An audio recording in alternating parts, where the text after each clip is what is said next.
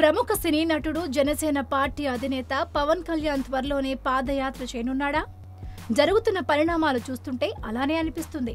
గత నెల కాకినాడ సభ ప్రాంగణంలో జరిగిన ఘటనలో పవన్ అభిమాని చనిపోయినప్పుడు ఇకపై సభలు పెట్టనని పవన్ ప్రకటించాడు. సభలు పెట్టకుండా జనసేన పార్టీ విధానాల్ని ప్రజల్లోకి ఎలా తీసుకెళ్తాడోనని అభిమానులు అనుమానం వ్యక్తం చేయడంతో పాదయాత్రతో ప్రజలకు చేరువవ్వాలని పవన్ నిర్ణయించుకున్నట్టు తెలుస్తోంది. తెలుగు రాష్ట్రాల్లో పాదయాత్రలకున్న ప్రాముఖ్యత అంతా ఇంతా కాదు. తెలుగు ప్రజల అన్నగారు, ఆంధ్రప్రదేశ్ మాజీ ముఖ్యమంత్రి నందమూరి తారక రామారావు గారు 1983లో తెలుగుదేశం అనే పార్టీ పెట్టి రాష్ట్రమంతటా పాదయాత్ర చేసి తన అభిమానులను కలుసుకుని ముఖ్యమంత్రి అయ్యారు. 1999లో టీడీపీ అధికారంలో ఉన్నప్పుడు ప్రతిపక్ష నేతగా కాంగ్రెస్ పార్టీలో ఉన్న వైఎస్ రాజశేఖర రెడ్డి గారు 2004 ఎన్నికలకు ముందు రాష్ట్రమంతటా పాదయాత్ర చేసి ఎన్నికల్లో విజయం సాధించి ముఖ్యమంత్రి అయ్యారు.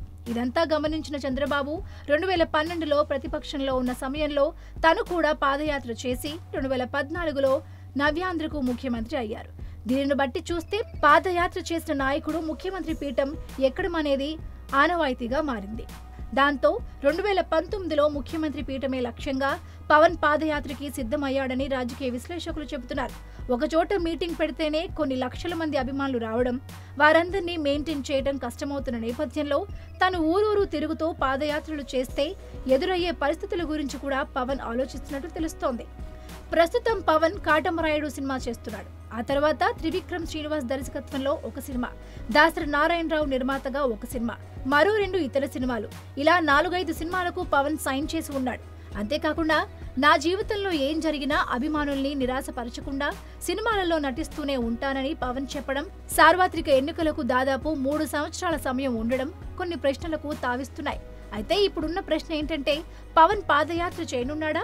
చేస్తే ఎప్పుడు చేస్తాడు? ఇంతకు పవన్ సినిమాలలో నటిస్తాడా లేదా? ఇలా చాలానే ఉన్నాయి.